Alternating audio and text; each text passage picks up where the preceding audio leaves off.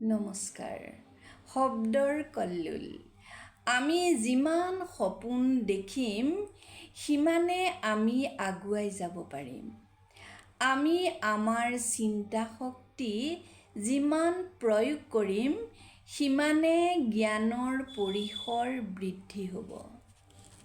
আমি ভয় নকৰি সাহসেৰে কামত মনোনিৱেশ কৰিব লাগিব। চিন্তাধাৰা, উপলব্ধি আৰু দক্ষতা বৃদ্ধি কৰি কৰ্মক ভাল পাবলৈ শিকিব লাগিব।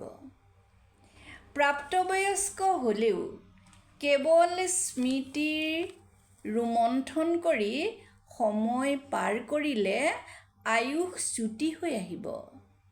সপোন দেখিবলৈ শিকিব লাগে।